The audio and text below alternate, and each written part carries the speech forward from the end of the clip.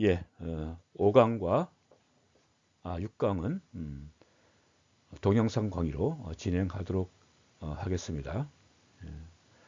먼저 5강에서 변화와 혁신의 관리에 대해서 살펴보도록 하겠습니다.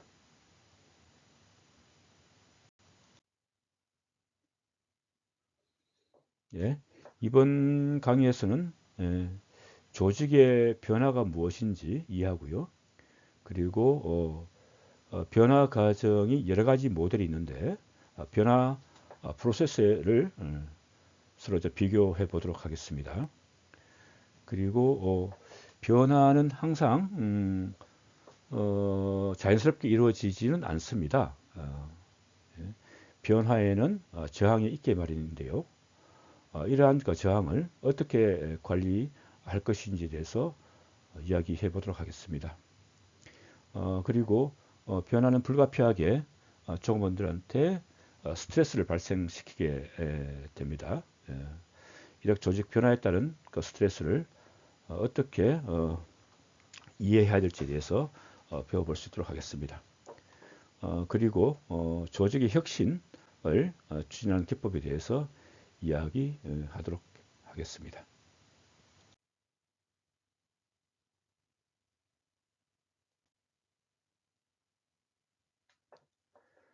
예, 조직의 변화는 크게 세 가지 범주에서 이야기할 수 있을 것 같습니다. 먼저 조직의 구조, 두 번째 기술, 세 번째 구성원의 변화입니다. 조직의 구조로 하는 것은 권한관계, 조정방식, 직무재설계, 통제폭 등인데요. 좀 더 구체적으로 이야기하자면 부서를 재구조한다든지, 그러니까 종업원에게 권한을 이임한다든지, 탈집중화 조치를 취한다든지, 통제의 폭을 확대한다든지, 직무 전문화를 축소한다든지, 그리고 작업팀을 신설한다든지, 이러한 내용들이 조직의 구조 변화라고 할 수 있겠습니다. 최근에 그 조직이 상당히 위계적 조직에서 유연한 조직으로 많이 변화가 되고 있죠. 예. 그리고 그 상명 하달식이 아니고요. 최근에는 현장에서 적극적으로 판단해서 조치를 내릴 수 있도록 종업원들에게 권한을 대폭적으로 위임하는 현상들을 좀 보여주고 있습니다. 그에 따라서 중앙 집중적 조직 구조가 아니고요. 탈집중화된 조직 구조가 확산되고 있습니다. 예. 통제의 폭도 점점 더 커지고 있죠. 그러니까 직무 전문화에 축소를 하는 것들은 예전에는 한정된 업무 영역에서 전문가가 되는 그런 것들을 이제 권장했던 그 방식이었다고 한다면 최근에는 여러 가지 어떤 기능들을 동시에 수행해낼 수 있는 다기능 능력을 요구하는 시도로 변화하고 있습니다. 그리고 작업팀을 만들어서 신속하게 정보를 파악하고 의사결정을 내리고 집행할 수 있는 구조로 변화가 되고 있는 것들이죠. 최근에 이루어지고 있는 그 구조 변화했던 모습들인데요. 이런 것들이 이제 조직 변화가 되겠죠. 기술도 변화에 상당히 중요한 요인입니다. 그래서 업무 프로세스라든지 업무 방법이라든지 장비, 로봇이 도입되고요. 스마트 팩토리가 최근에 점점 늘어나고 있습니다. 예, 이 사람에 의존하는 그런 또 조직 구조에서 로봇과 사람이 함께 협업하는 그런 어떤 구조로 변화되고 있죠. 그리고 SNS를 활용한 조직 구조 또 이루어지고 있습니다. 그래서 뭐 코로나 팬데믹 사태로 인해서 확산되었습니다만, 그죠? 재택근무가 가능해지고요, 그죠? 꼭그 작업장이 아니라 하더라도 사무실 바깥에서 업무를 보는 것이 가능한 그런 시대가 되었습니다. 예. 의사결정 같은 경우도 전자결제로 모든 것이 다 이루어지고요. 예. 이러한 그 기술의 어떤 변화가 조직 변화를 또 불러일으킵니다. 음. 예. 구성원의 어떤 변화도 조직 변화를 불러일으킵니다. 그래서 구성원의 태도라든지 기대, 인식, 그리고 어떤 행동의 변화가 조직 변화를 불러일으키게 되는 것들이죠. 그래서 예, 혁신적인 팀을 구축한다든지 최근에 안전 문제가 중요하게 부각되고 있는데요. 안전 우선 정책을 교육한다든지 뭐 이러한 요인들로 인해서 조직은 변화하게 됩니다.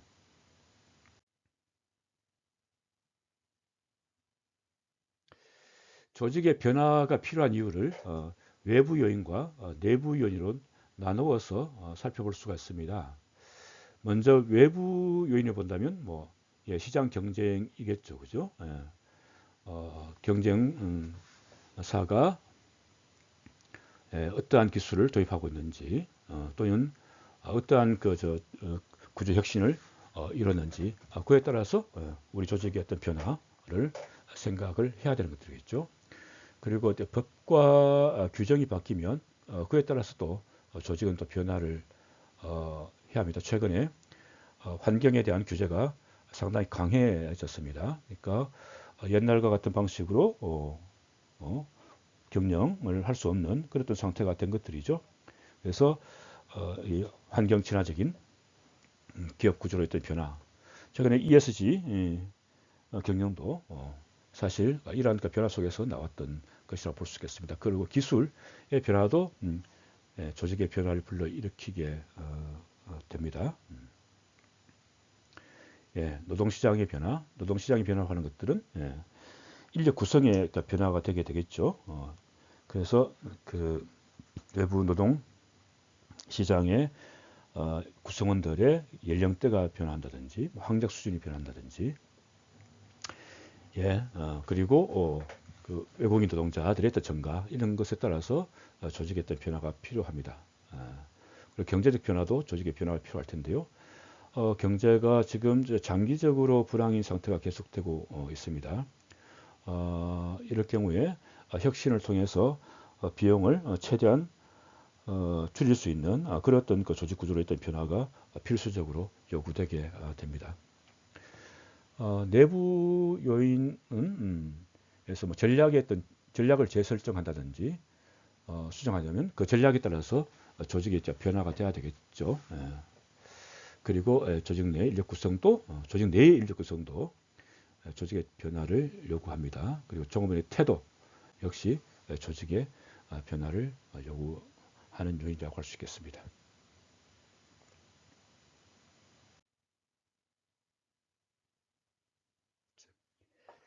예, 변화 추진자에 대해서 좀 보도록 할 텐데요. 변화는 자동적으로 이루어지는 것이 아니죠, 그죠? 예, 예. 그러니까 뭐 자연 환경이라면 뭐 자연적으로 이루어진다 할 수 있겠지만 조직의 변화는 그 변화가 이루어질 수 있도록 하는 촉매제가 필요합니다. 예. 그래서 촉매제로서 변화 과정을 관리할 책임을 진 사람을 변화 추진자, change agent라고 이야기를 하게 됩니다. 예. 근데 이 변화 추진자는 꼭 뭐 경영자야만 할 필요도 없습니다. 예, 경영자가 기본적으로 변화 추진을 하는 책임을 진 사람이라고 할 수 있겠지만 최근에는 경영자가 아닌 종업원들도 변화했던 추진자가 될 수 있습니다. 예. 화부의 권한이 워낙 이미 많이 되고 있는 시절이고요. 그리고 다양한 아이디어들이 현장에서 이루어지기 때문에 그 아이디어를 제대로 받아서 조직의 어떤 변화가 이루어질 수도 있습니다. 그리고 기업 바깥에서의 변화 추진자도 있는데요. 예, 경영 컨설턴트가 그 예가 되겠습니다. 외부에 경영 컨설팅을 좀 많이 맡기고 있습니다. 특히 대기업일수록 이 외부의 컨설팅을 맡기게 되면 그 장점이 내부 사람이 볼 수 없는 외부의 어떤 시각, 그래서 좀 더 객관적인 시각을 컨설턴트가 제공을 할 수가 있습니다. 그러니까 문제는 이 컨설턴트들이 조직의 역사나 문화 그리고 내부 프로세스 그리고 인사에 대한 이해가 많이 이제 부족하게 되게 됩니다. 그래서 예, 그 조직에 적합한 대안들을 제시하는 데 있어 한계가 있을 수 있다라는 것들도 충분히 우리가 유의를 해야 됩니다. 기본적으로 외부의 경영 컨설팅 하는 사람들은 내부자들보다는 조금 더 적극적으로 변화를 주문하는 그런 경향들이 있습니다. 왜냐하면 내부 경영자는 변화에 대한 책임을 고스란히 자신이 져야 되는 것이지 않습니까? 예. 그러니까 책임 문제가 있기 때문에 어떤 결정을 할 때 상당히 사리 깊고 신중해야 되게 됩니다. 그렇지만 외부의 어떤 컨설턴트는 이 목표와 어떤 비전을 제시하는 것이기 때문에 아무래도 내부 경영자들보다는 좀 더 적극적인 변화를 주문하게 되겠죠.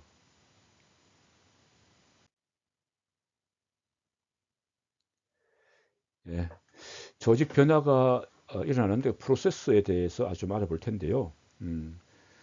두 가지 접근 방법이 있습니다. 예, 예. 이걸 두 가지 메타포를 좀 볼까요? 하나가 캄워를 그러니까 무풍 예? 항해라고 하는 비유로 언유로 나타내고 있고요. 또 하나가 급류타기, 화이트 워터 레피스, 급류타기입니다. 그러니까 조용한 그 물이라고 하는 것들은 조직을 어떻게 묘사하냐면 조용한 그 바다를 향하는 커다란 배로 이제 묘사를 하게 됩니다. 그렇죠? 그래서 이런 무풍항해적 그 접근법에서는 변화를 조용하고 예측 가능한 항로 중에서 때때로 나타나는 폭풍 또는 짧은 항로 이탈로 여깁니다. 예, 그죠? 예. 그러니까 변화가 항구적인 상태가 아니고요. 조용한 바다가 항구적인 상태인데 거기에서 예측 불가능한 폭풍이라든지 항로 이탈이 나타나게 되는데 변화를 그렇게 묘사를 하는 것입니다. 급류타기 묘사는 조금 다릅니다. 급류타기 그 언유에서는 조직을 뭐로 비유하냐면 급류가 끊임없이 이어지는 그 싸한 강을 헤쳐나가는 작은 뗏목으로 비유합니다.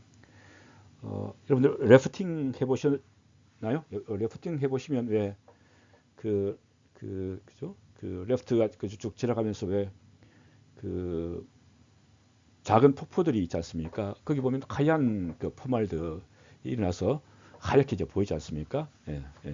그게 이제 화이트 워터가 되는 거죠.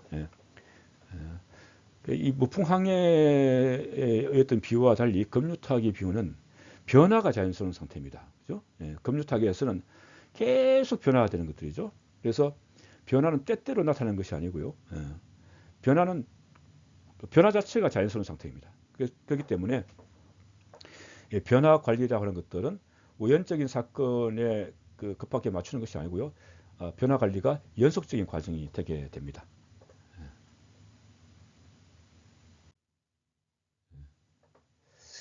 자, 이 무풍항해 비유는 커트 레빈이 했던 이야기인데요. 여기에서는 3단계 변화 프로세스가 있습니다. 해빙 단계, 그러니까 얼었던 얼음이 녹는 단계죠, 그죠? 얼음이 녹는 단계, 녹는 단계, 그리고 재동결 과정이 있습니다. 녹는 과정과 재동결 과정이 있는데 녹았다가 다시 어는 그 사이였던 과정이 변화 과정이 되는 겁니다. 그래서 그러니까 성공적인 그 변화라고 하는 것들은 현재 상태를 해동하고 그리고 새로운 상태로 이제 변화하는 것들이죠. 그리고 다시 그 새로운 변화가 영구적이 되도록 동결하는 것입니다. 예. 그죠? 성공적인 변화는 예, 다시 동결되는 과정을 거치는 겁니다. 예.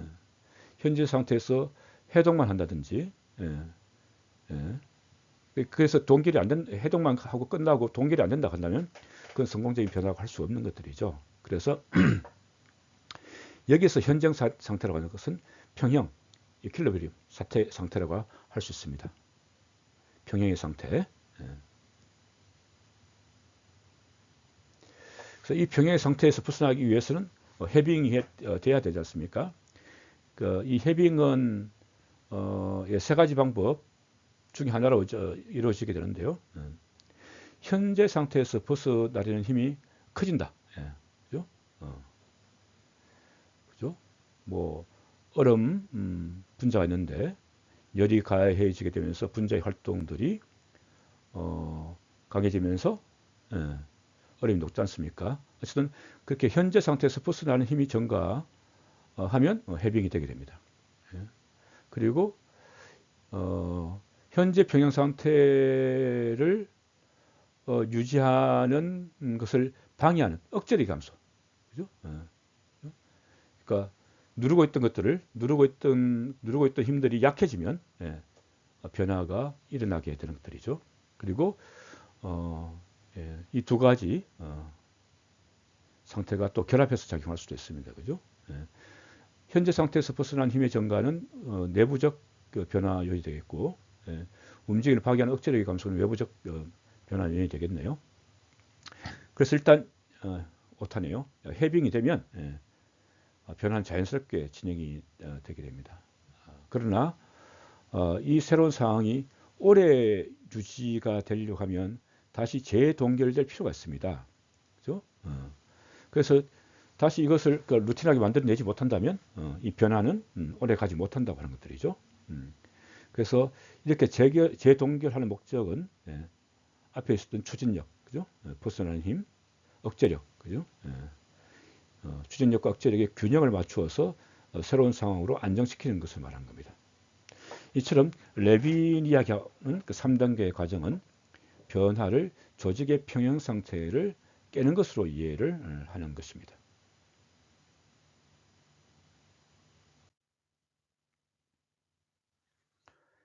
예, 앞서 이야기했던 것처럼 그러니까 급류타기 비율은 예, 일단 환경 자체를 대단히 불확실하고 역동적으로 보는 겁니다. 예, 뷰카, 예, 뷰카로 보는 것들이죠. 예. 그래서 여기서는 변화 자체가 현재 상태입니다. 예, 그래서 변화 관리는 때때로 하는 것이 아니고 지속적으로 해내야 되는 과정으로 이해를 좀 하고 있습니다.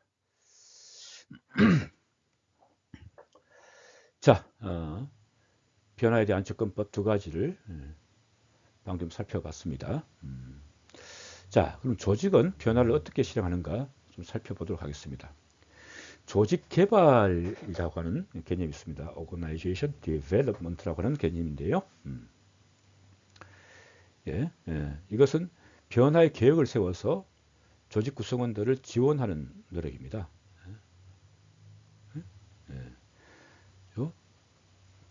그러니까 개발이니까요. 변화에 어떤 계획을 세우고 조직 구성원들이 그 변화에 따를 수 있도록 적극적으로 지원하는 그런 노력들을 조직 개발이라고 합니다. 여기서는 그 변화에 대해서 구성원들의 태도와 가치를 긍정적으로 변화시키는 데 초점을 두게 됩니다. 그 부정적이나 저항이 아니고요. 그 조직의 변화를 일으키기 위해서 구성원의 태도와 가치를 바꾸는 것들이죠.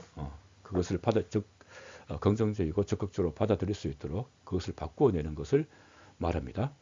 그리고 이런 그 조직 개발은 장기적이고 전사적인 변화를 촉진하게 됩니다. 예, 조직 개발 기법이 여러 가지가 있는데요. 좀 살펴보도록 하겠습니다.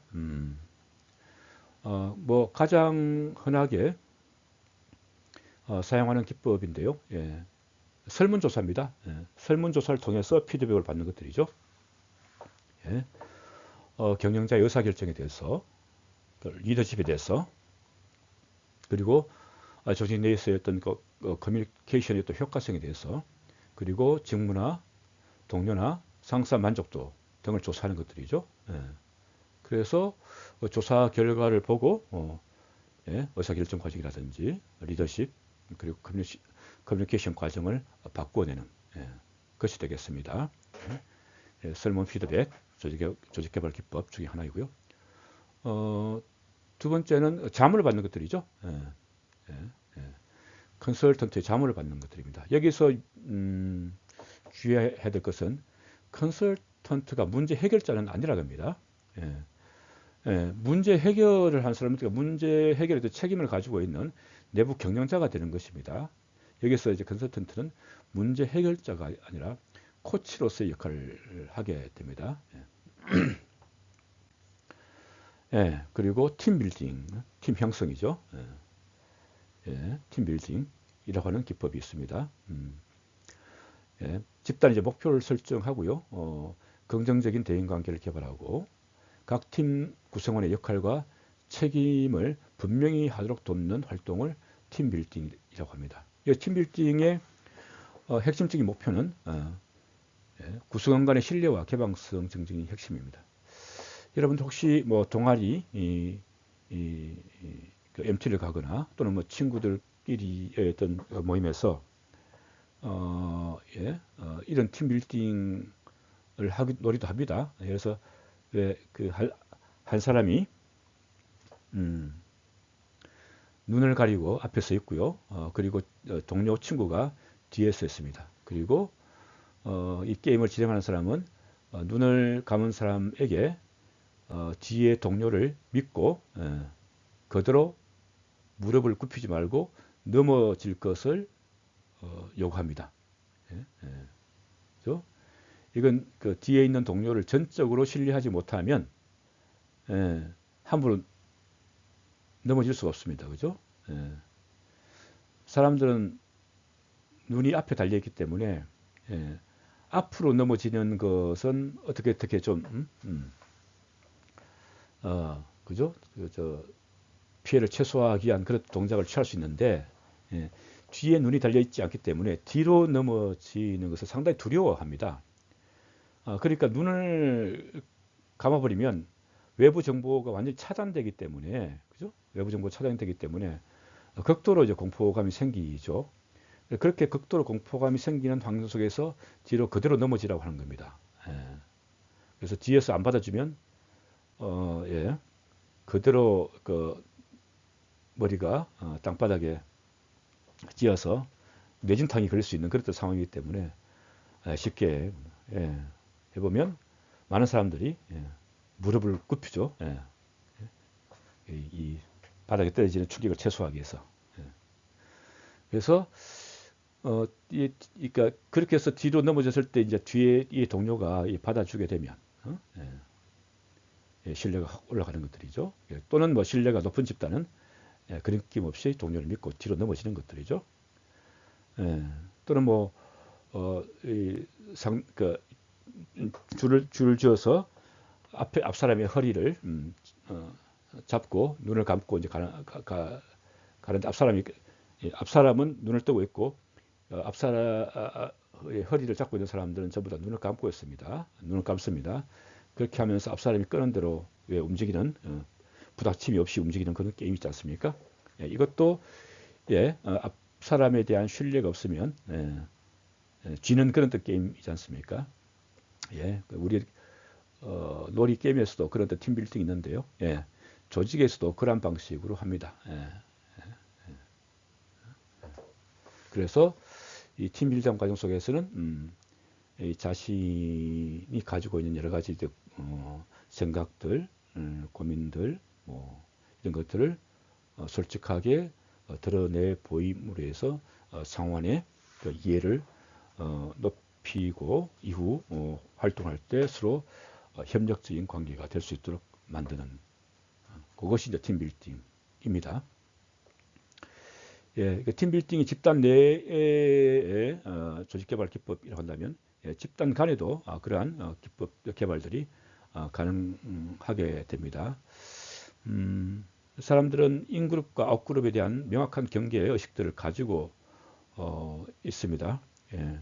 그러니까 무작위적으로 랜덤하게 집단을 구성을 했을 때에도 상대 집단과 내 집단 간의 경계가 설정되고 상대 집단에 대한 적개심을 보이는 그런 경우가 발생합니다.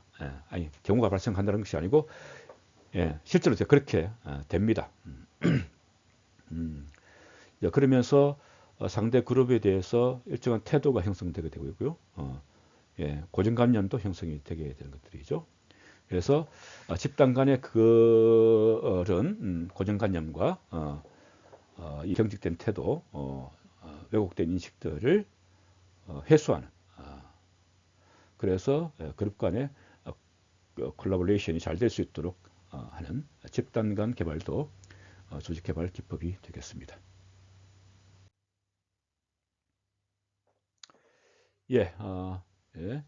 이처럼 이제 변화, 그리고 변화했던 과정, 그리고 조직 개발 기법에 대해서 알아봤는데요. 이러한 그 변화가 아주 자연스럽게, 그리고 모든 구성원들이 긍정적으로 다 받아들일 수 있다고 한다면 얼마나 좋을까요? 그런데 실제로는 그렇지 않습니다. 뭐 소수의 어떤 경우에, 일부의 어떤 경우에 변화에 대해서 대단히 적극적인 그런 조직들도 있지만 많은 경우에 변화가 이루어지면 그에 대한 저항이 생기게 마련입니다. 사람들은 자기가 기존에 가지고 있던 것들을 포기하려고 하지 않거든요. 그리고 두려움이 있는 거죠. 새로운 변화된 상황에서 나의 역할이 어떻게 될 것인지에 대해서 판단하기가 쉽지 않기 때문에 늘 두려움을 가지게 되게 됩니다. 그래서 그러니까 변화를 촉진시키는 사람들은 이 저항 자체가 일반적으로 나타나는 상황이라고 생각을 해야 됩니다. 그래서 그것을 변화시킬 수 있는 특별한 노력들이 요구가 됩니다. 사람들은 불확실성을 싫어합니다.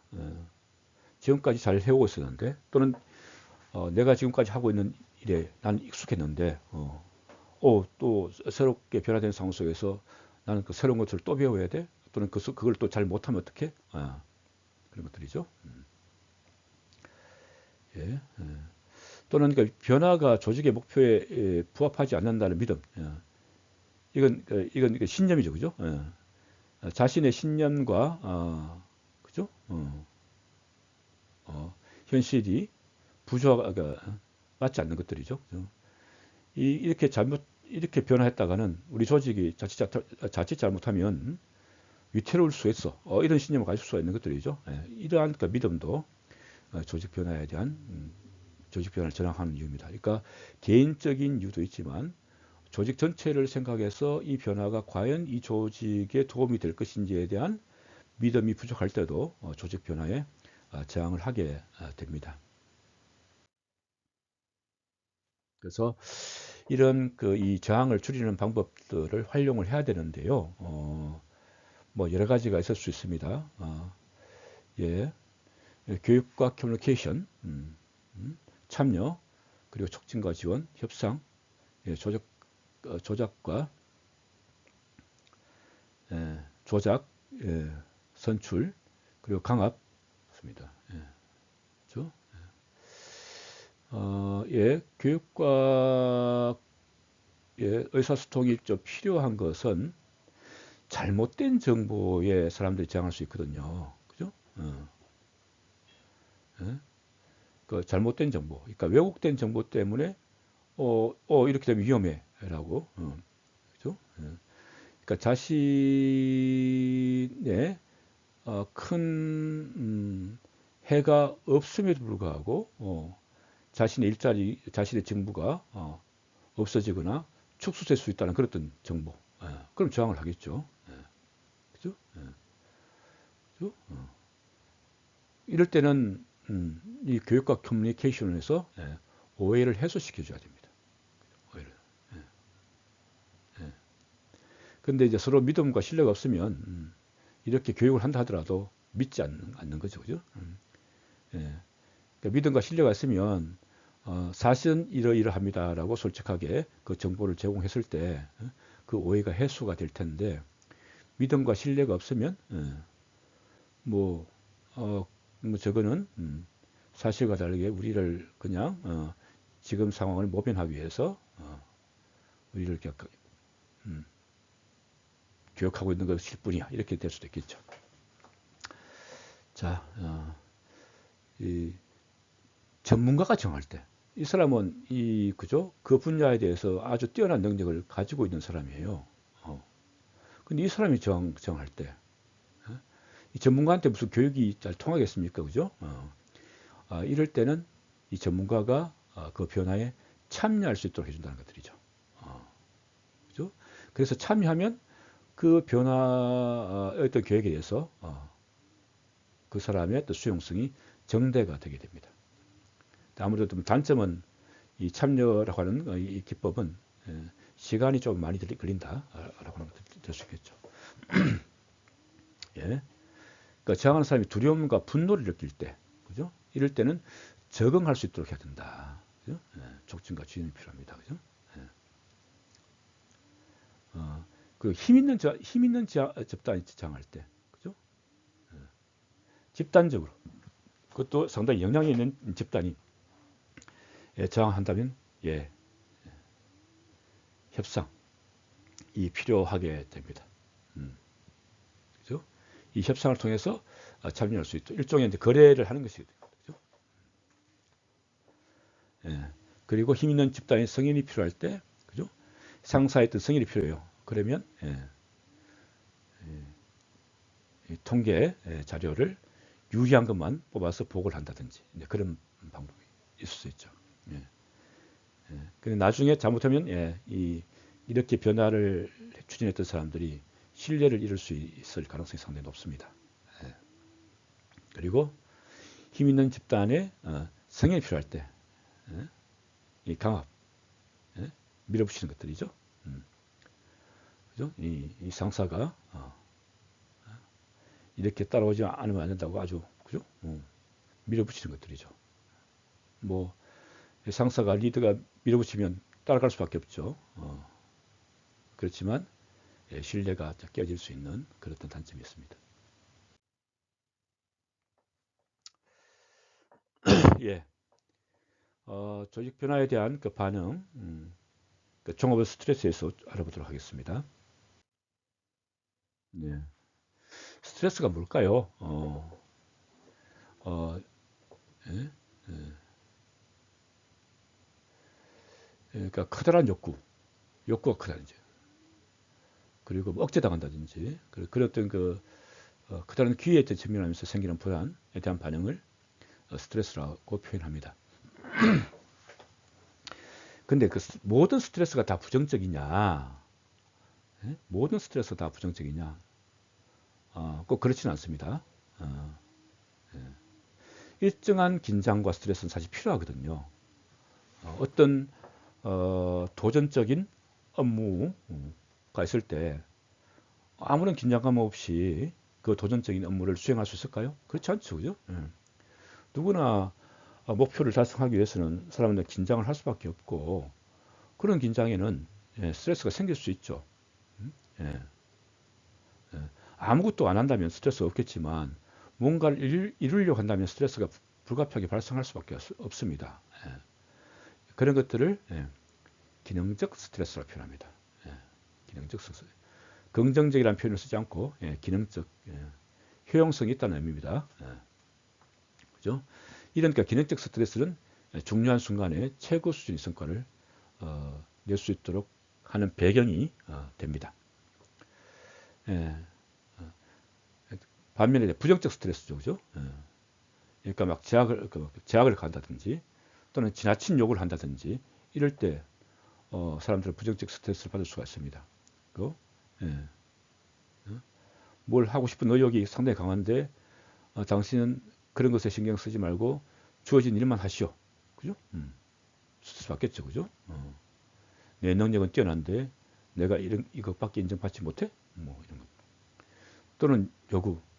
내 능력은 이 정도밖에 안 되는데 그 요구와 기대가 너무 커. 그죠?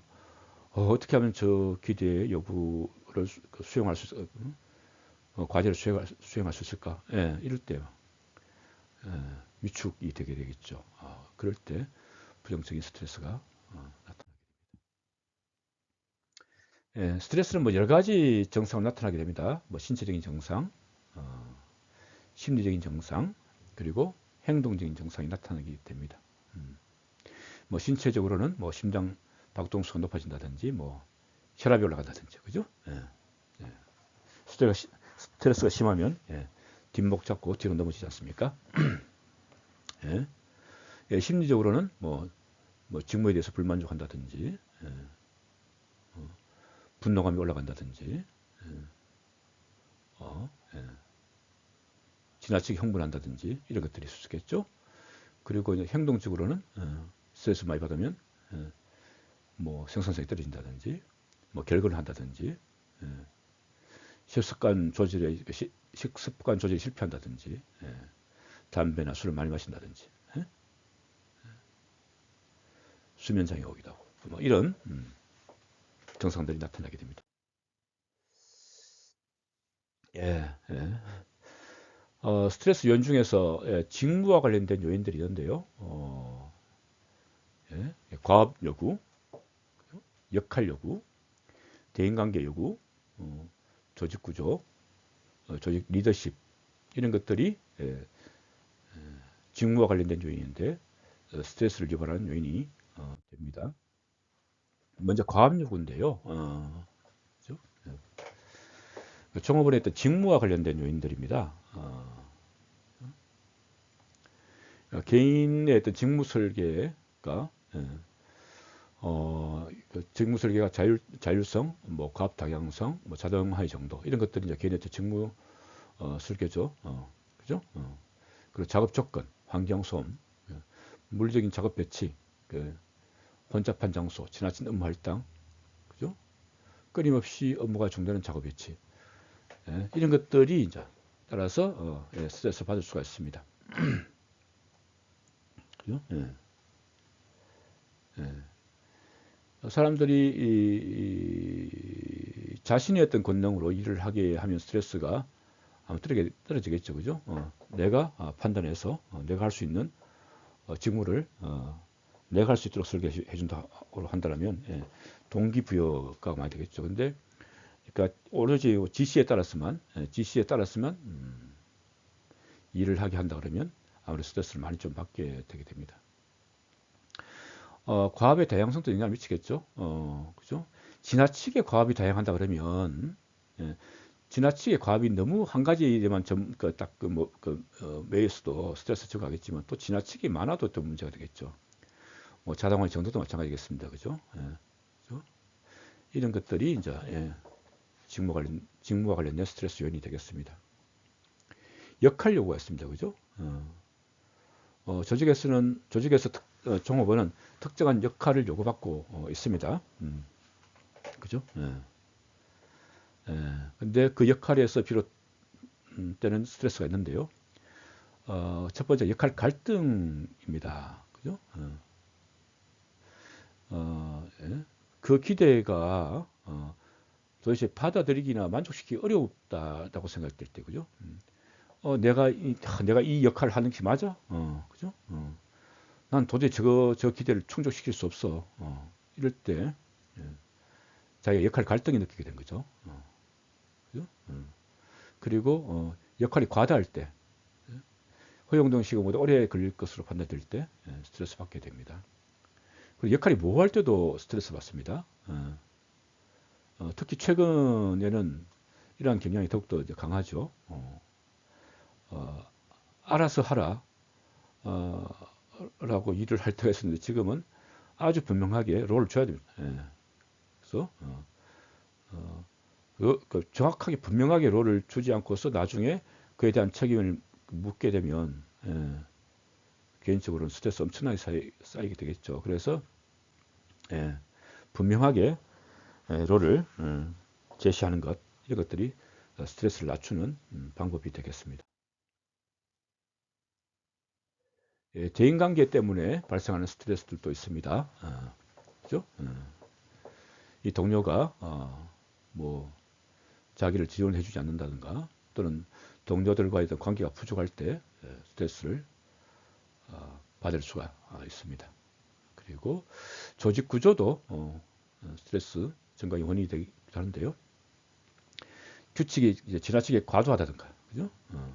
또는 의사결정에 종업원이 참여할 수 있는 기회가 부족하면 그로 인해서 스트레스 증가합니다. 그죠?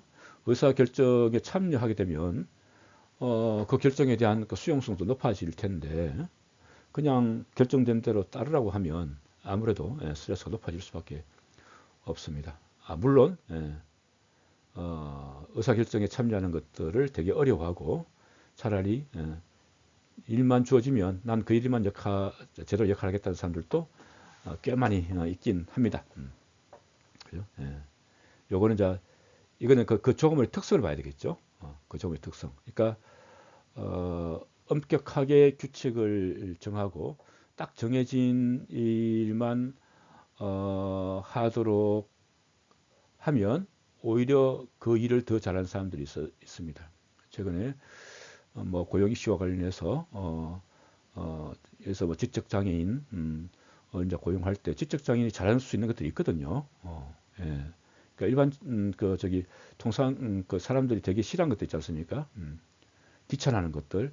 그렇지만 그 지적 장애인들 같은 경우에 딱 정해진 여기서 박스 제기를 한다든지 이렇게 정해진 것 좀 그런 것을 대단히 재밌어하고 흥미하고 내가 뭘 만들어낼 수 있다는 것에 대단히 흥미를 느끼고 그게 몰입하거든요.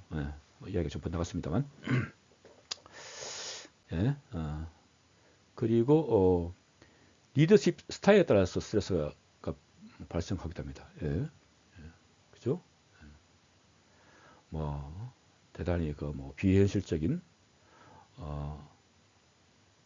성과에 대한 압박을 한다든지 지나치게 통제를 강하게 한다든지 수시로 뭐 종업을 해부하는 그런 리더십 문화에서는 스트레스가 생길 수밖에 없겠죠. 이런 조직의 리더십에 따라서도 스트레스가 발생할 수가 있습니다.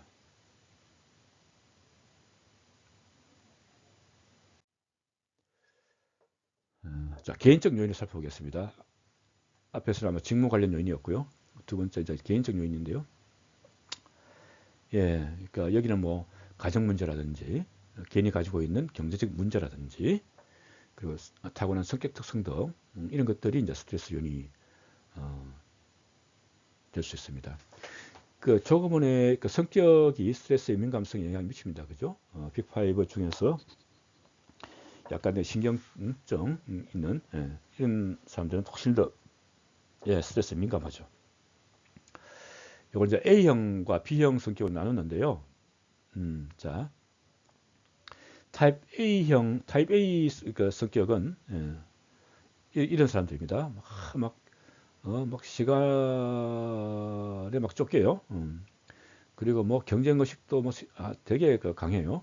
그리고 뭐 여가 시간도 없이 막 일을 해요. 이런 성격을 가지고 있는 사람입니다. 반면에 이렇게 B형 성격은 어떤 성격이냐면 뭐 절박하지도 않고 뭐 조급하지도 않아. 유유자적한 태도인 거죠. 그죠? 예. 예. A형 성격 같은 경우에 그뭐 적이 그죠? 분노, 스트레스에 대한 부정적 효과와 이제 관련돼 있다는 것들이 나오고요. 예. B형 성격 같은 경우는 뭐이 적이 이런 것들이 별로 없는 것들이죠. 근데 뭐 분노 유발 요소에는 마찬가지로 민감하다고 하는데요. 이렇게 성격적인 요인에 따라서 스트레스 더 민감한지 민감하지 않은지 여러분들 어떤 성격 유형인가요? 이게 어느 것이 좋고 나쁘다 이런 의미는 아닌 거고요. 이러한 성격 유형이 있다 하는 것들입니다. 그렇죠? 그러니까 절박감이나 조급함으로 전혀 고통받지 않는 이런 유유자적한 사람일 경우에 그럼 업무를 잘할 것인가? 그건 또 다른 문제인 거죠, 그죠? 예. 아무튼 예. 나쁘다, 좋다 그런 의미가 아니고 이러한 스트레스 민감성에 대해서 성격적인 영향이 미친다 이야기했습니다. 자, 그러면 스트레스를 줄여야 될 텐데요. 경영자들이 이제 스트레스를 줄이기 위해서 좀 알아야 될 내용들입니다. 아까 좀 이야기했습니다만 모든 스트레스가 다 나쁜 것은 아닙니다. 그죠? 그리고 스트레스를 완전히 제거할 수 없습니다. 스트레스 없는 세상이 있을 수 없는 것들이죠. 사람은 태어나면서부터 스트레스 받으면서 태어날 수밖에 없죠. 왜냐하면 외부 환경에 적응을 해야 되는데 어떻게 스트레스가 없을 수 있겠습니까?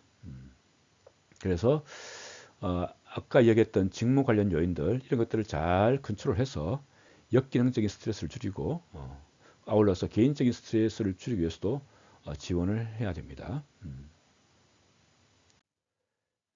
예.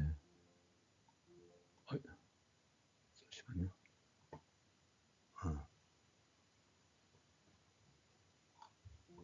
앞으로 넘어가지 않는군요. 예. 그런데 아까 이 개인적인 요인에 어떤 스트레스를 줄이는 것에서 좀 조심을 해야 될 내용이 있습니다. 개인적인 요인은 경영자가 직접 통제하기가 쉽지 않죠. 이거 프라이버시 문제가 있기 때문에 프라이버시 이슈는 최근에 가장 민감한 이슈이기 때문에 그죠? 함부로 이렇게 질문을 해서도 안 되는 겁니다. 본인이 이야기를 하지 않는 한. 예. 그래서 이런 종업원들에 대한 이런 지원 프로그램들을 마련하는 것이 좋습니다. 그래서 직접 그 스트레스 요인을 자기가 해결하겠다고 나서지 말고요. 이렇게 해서 여러 가지 어떤 지원 프로그램을 통해서 상담을 받을 수 있도록 하는 것들이 상당히 중요합니다. 그래서 요즘은 이런 지원 프로그램을 취업 규칙에 받아들이고 있는 회사들이 많죠. 그래서 내가 이런 프로그램에 참여하고 싶다 한다면 거기에 어떤 시간을 빼준다든가 또는 비용을 회사가 직접 대준다든가 하는 그런 프로그램들이 있습니다. 뭐 여러 가지 프로그램들이 되겠습니다.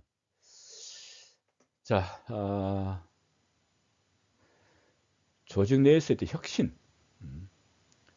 어떻게 촉진할 수 있을까? 자, 창의성과 혁신을 조금 구분해서 이해하실 필요가 있습니다. 창의성이라고 하는 것은 독특한 방법으로 아이디어를 결합하거나 아이디어 간의 색다른 연결을 하는 능력을 말하는 겁니다. 반면에 혁신은 창의적인 아이디어를 확보하고 그 아이디어를 유용한 제품, 서비스 작업 방식으로 전환하는 프로세스입니다. 구분이 좀 되시나요? 그러니까 창의성이라고 하는 것은 지금까지와는 다른 아이디어를 의미하는 것이라고 한다면 혁신이라고 하는 것은 그 아이디어를 구체적이고 유용한 제품이나 서비스로 만들어내는 과정을 혁신이라고 이야기합니다. 그래서 창의성이 있다고 해서 바로 혁신으로 이어지는 것은 아닌 겁니다. 그래서 이 창의성, 개인의 잠재적인 창의성이 혁신으로 갈 수 있도록 하는 여러 가지 어떤 과정 설계가 필요하게 됩니다. 어쨌든 이 창의성과 혁신을 좀 구분해서 이해해 주시면 좋겠습니다. 자, 혁신의 또 과정을 좀 보도록 하겠습니다. 네 가지 단계가 있는데요. 먼저 인식의 단계입니다. perception. 그러니까 창의적이 된다고 하는 것은 인식이 창의적이 된다고 하는 것은 사물을 예, 독특한 관점으로 바라본다는 것을 의미하는 겁니다. 그죠? 예, 그죠? 새롭게 바라보는 것이죠. 같은 사물을 하더라도 그 사물이 가지고 있는 지금까지 보지 못했던 새로운 이면들을 볼 수 있는 능력이 되겠. 그리고 사물들을 바라볼 때 이 사물과 저 사물을 연결시켜서 시너지 효과라든지 새로운 효과를 발생시킬 수 있는 예, 그런 것들이 되겠죠. 그죠? 아무튼 예. 어쨌든 창의적이 된다는 것은 사물을 독특한 관점, 독특하게 인식한다. 라는 겁니다. 이런 인식의 과정이 있고요. 그리고 이런 인식이 있고 난 다음에 바로 이것이 혁신으로 가는 것이 아닙니다. 그죠? 이거 괜찮겠네? 그래, 혁신. 이렇게 되는 것이 아니고요. 이런 그 새로운 관점으로 바라보게 되면 이것을 숙고하는 과정을 거쳐야 됩니다. 예. 그죠? 숙고, 인큐베이션. 그죠? 예. 심사숙고죠. 그죠? 예. 그죠?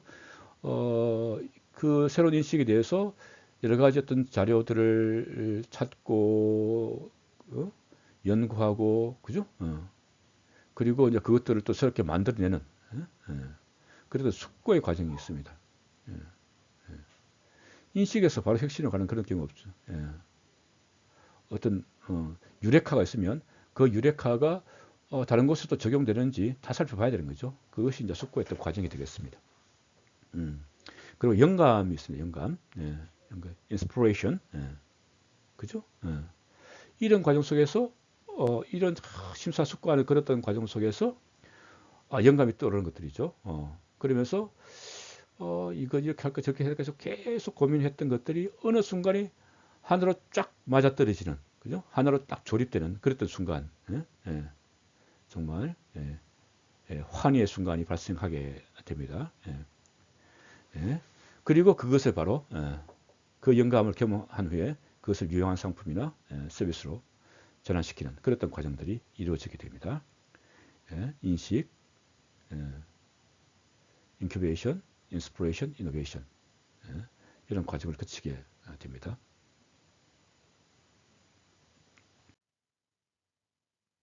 자, 예, 혁신을 촉진하기 위해서는 무엇이 필요할까? 세 가지 혁신 변수가 있습니다. 하나가 구조 변수고요. 또 하나가 인적 자원 변수고, 또 하나가 문화 변수입니다. 그렇죠? 조직 구조에 대해서는 이제 따로 뒤에 이제 배우도록 하겠습니다만, 구조의 어떤 설계가 유기적 구조가 있고 기계적 구조가 있습니다. 예, 예, 네. 유기적, 기계적 구조라고 하는 것들은 딱 위계가 정해져 있는 건데요. 위계가. 유기적 구조는 상당히 좀 말랑말랑하고 아메바와 같은 그랬던 구조입니다. 예, 예. 이런 조직이 딱 짜여진 그런 구조 속에서는 혁신이 잘 나오기 힘들고요. 다양한 관점들이 예, 어, 들어올 수 있는 그런 유기적 구조일 때 혁신이 촉진되게 됩니다. 그리고 자원이 필요합니다. 그죠? 아무것도 없는 상태 속에서 혁신이 촉진되지 않기 때문에 혁신을 촉진하기 위해서 풍부한 자원을 지원해야 됩니다. 물론 이런 그 제한이 혁신을 촉진하는 경우도 있습니다. 그러니까 한정된 자원 때문에 그 한정된 자원을 가지고 어떻게 하면 더욱더 효율성과 효과성을 높일 수 있을 것인가.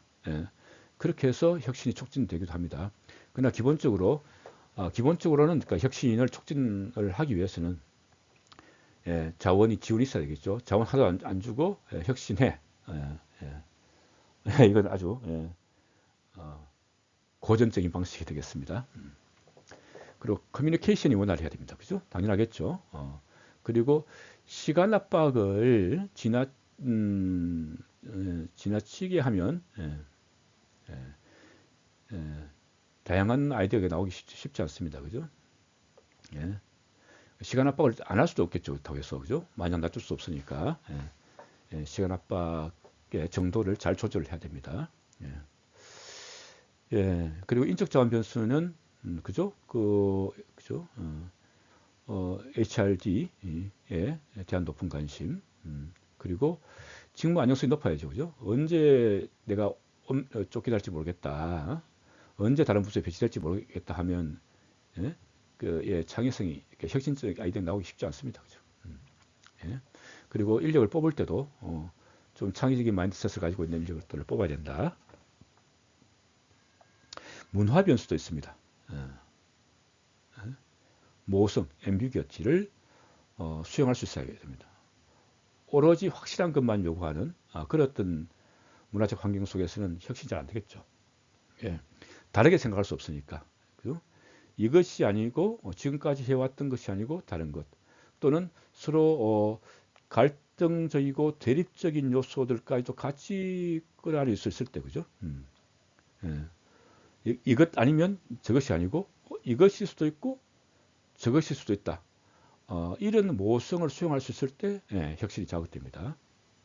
그리고 비실용성에 대한 포용, 그죠? 오로지 실용적인 것만 찾는 게 아니고요. 당장은 실용적이지 않다 하더라도, 그죠? 그것이 새로운 관점이나 아이디어를 개발하는 것일 수도 있으니까 그 비실용성을 얼만큼 포용할 수 있는 문화이냐, 그죠? 그리고 외부 통제가 좀 낮아야 되겠죠. 그리고 위험을 떠안을 수 있는 그런 포용성, 그죠? 그죠? 혁신은 항상 리스키하지 않습니까? 새로운 것들을 도전하는데 어찌 안정적인 것만 찾을 수 있겠습니까?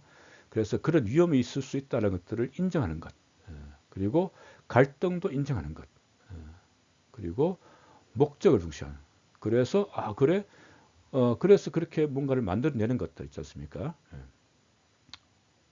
그리고 개방적인 시스템, 그리고 긍정적인 피드백 문화, 이런 것들이 혁신을 자극하고 촉진하는 변수가 되겠습니다.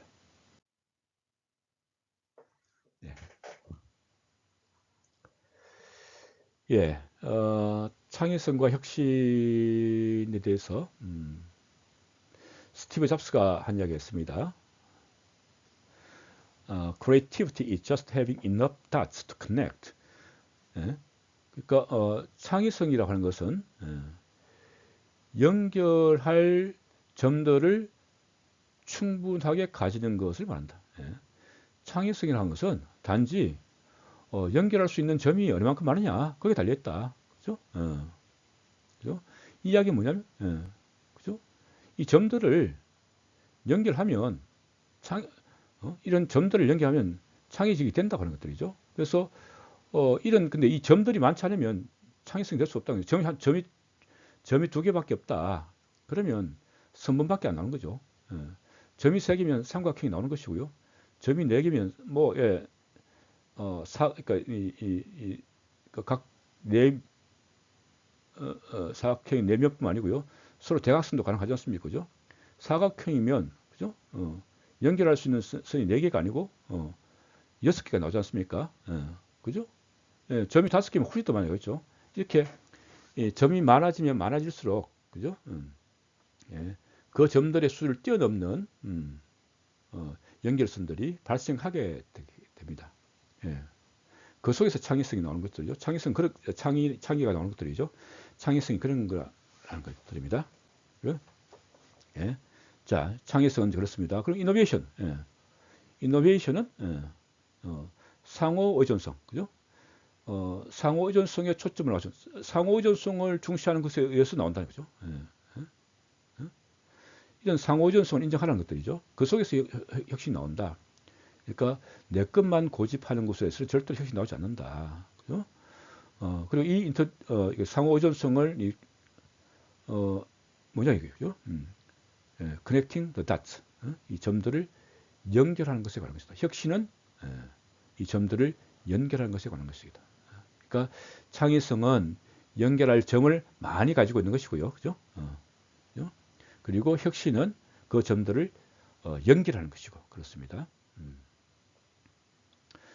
테오도르 레빗은 이렇게 이야기했습니다. 창의성은 새로운 것을 생각해내는 것이다. 창의성은 뭔가 새로운 것을 생각해내는 것들이요. 그리고 이노베이션이라고 하는 것은 새로운 것을 하는 것이다. 이것은 thinking of, 생각해내는 것이고, innovation, doing, 하는 것이고, 그런 것들입니다. 그죠? 제가 제일 처음에 얘기했던 그 내용들하고 같은 이야기입니다. 그래서 우리가 좀 그 창의적이고 혁신적이 되려고 한다면, 창의적이 되려고 한다면 상자 밖으로 나와야 됩니다. 그죠? 이 안에 갇혀서는 절대로 창의적이 될 수 없습니다. 그죠? 창의적이 되기 위해서는 이 상자 밖으로 나와서 이 상자를 볼 수 있어야 됩니다. 그죠? 어디에 매몰되지 않고 그 밖에 나와서 새로운 관점으로 사물을 바라볼 수 있을 때, 그때 창의성이 발현되게 됩니다.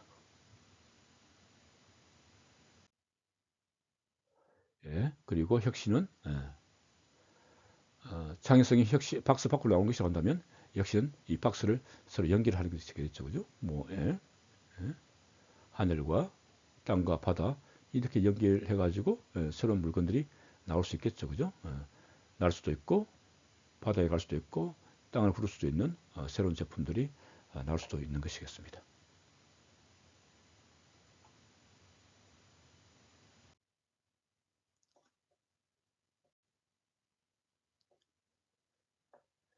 자, 구조 변수와 혁신, 아까 다 이야기했던 것들 다시 한번 하는 겁니다.